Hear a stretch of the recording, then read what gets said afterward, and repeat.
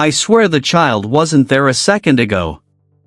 One blinked, just one, and the grainy hallway camera switched from static to a pale little boy staring directly into the lens. I froze. No kids live in this building. And definitely not one dressed like he walked out of a photo from the 1990s, striped shirt, torn pajama pants, bare feet blackened like he'd been walking outside for years. I checked the hallway in person. Empty. Silent. But when I returned to the monitor, the boy was gone. Not vanished, moved. He now stood inches closer to the camera, head tilted, hair hanging wet over one eye. My headset crackled. A whisper. "Do you remember me?" I jolted back, heart slamming. The audio channel was closed. Nothing should have come through. I should have reported it. I should have called someone. But instead, like an idiot, I rewound the footage. And that was the first time I saw it. He didn't appear suddenly. He crawled out of the far end of the hallway frame, dragging himself into existence, frame by frame, as if forcing the camera to remember him. And the worst part? The face. It looked exactly like me at age 7. I replayed the footage again, slower this time. The boy in my childhood face jerked toward the camera unnaturally, as if the frames had been rearranged by something that didn't understand human movement. Each time his head snapped closer, the lights in the security room flickered in sync. Then his mouth moved. The audio remained dead, but the shape of the words was clear. "Let me in." My hands shook. The building's power grid dipped for 7 seconds, just 7, and every camera glitched into a different angle. The boy now appeared in all 12 corridor feeds at once. In one feed, he stood upright. In another, he crawled. In another, he hung from the ceiling like a puppet someone forgot to finish assembling. Residents began calling the office. There's scratching outside my door. Someone's crying in the hallway. Is a kid lost? Please check. But every hallway I checked in person was empty, until I reached the 4th floor and saw a smear of tiny, dusty footprints leading directly to an apartment. 4B. The door opened before I touched it. An old woman stared at me with sunken eyes. Her voice trembled. "The boy has returned, hasn't he?" Before I could answer, the hallway camera behind me crackled. And the boy's reflection appeared in the screen above her door. The old woman pulled me inside and shut the door quickly, as if something might slip through the air behind me. Her apartment was dim, cluttered with candles and faded photos of children, none smiling. "You saw him," she whispered. "Tell me the truth. Did he look like you?" My throat tightened. "How did you?" "Because he looked like everyone he chose." She sat slowly. "Every decade, the building hosts a visitor. A child who died here long ago, or something pretending to be him. No one knows. He uses the cameras because he cannot enter on his own. Not yet." I tried to laugh it off, but my voice cracked. "Lady, this is just malfunctioning equipment." She grabbed my wrist with surprising strength. "Do not deny him. He hates when people forget." A sudden thud hit her door, soft but deliberate. Scratch. Scratch. Scratch. The sound I had been hearing all night. Her hands shook as she whispered a prayer. "Do not open it. Do not speak to him. And above all, never look at him directly through the lens. The camera gives him shape." My phone vibrated. A new CCTV alert. Motion detected, security hallway 1. The preview image loaded. The boy stood outside her door. Smiling. Waiting. I left the woman's apartment shaking.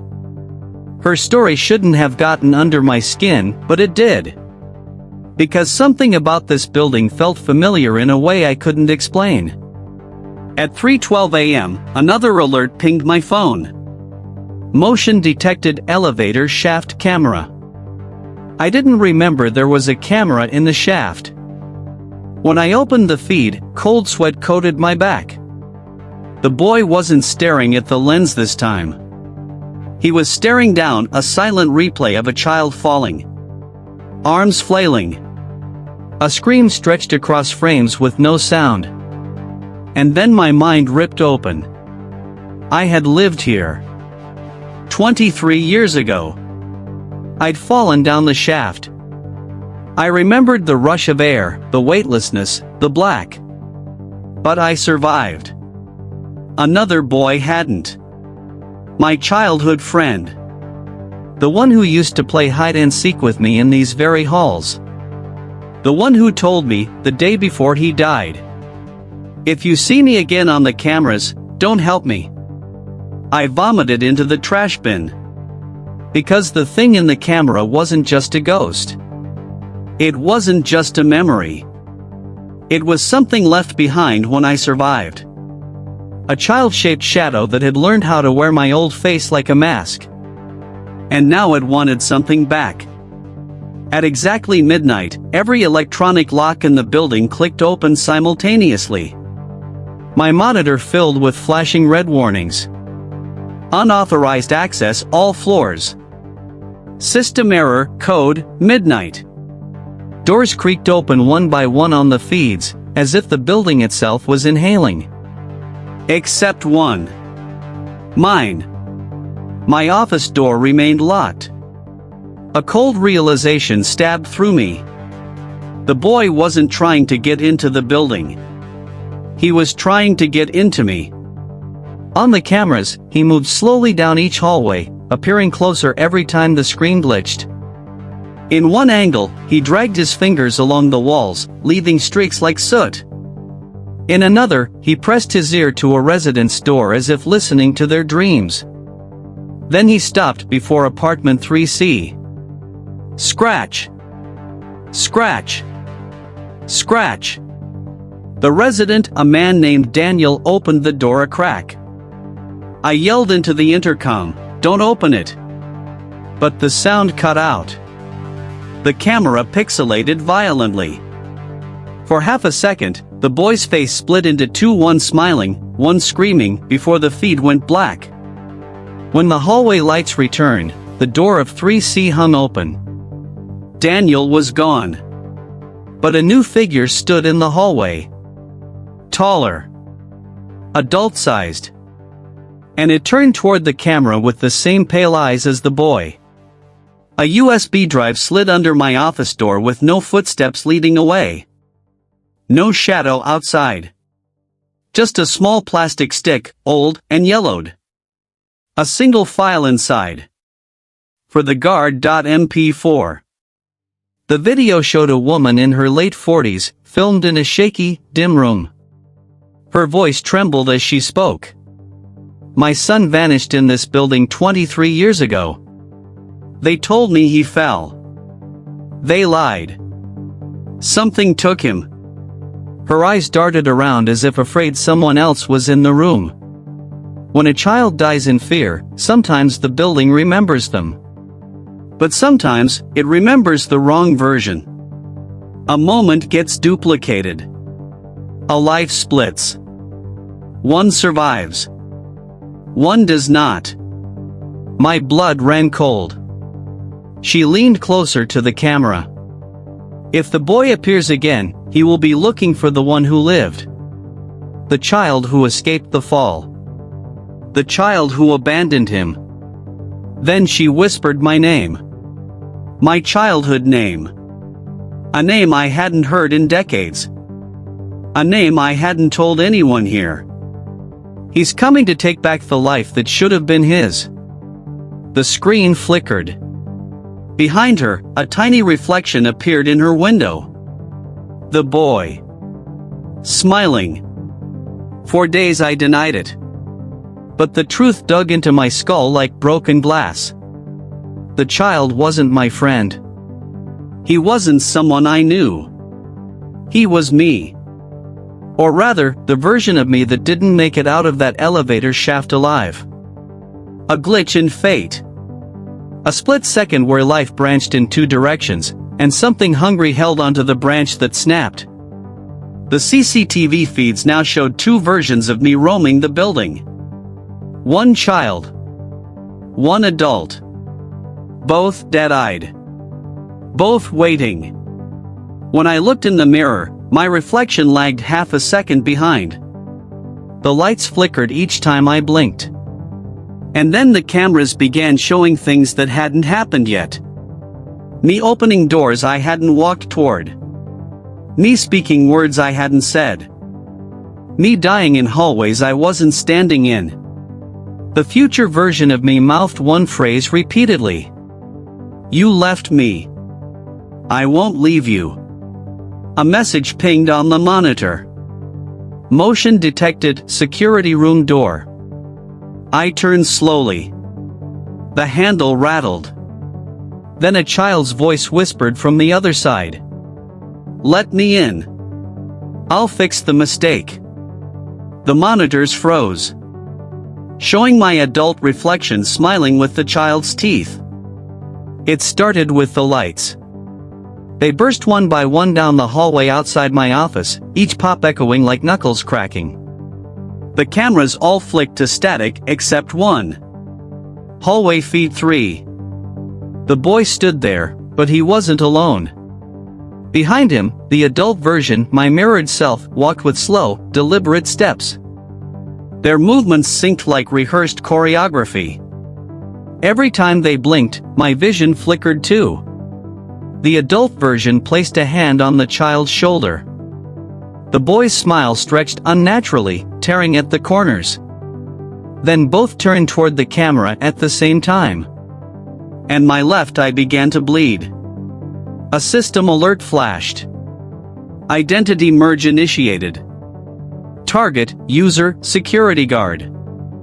I screamed as my reflection on the monitor changed, skin graying, eyes hollowing, lips twitching into expressions I wasn't making. The boy lifted his hand toward the camera.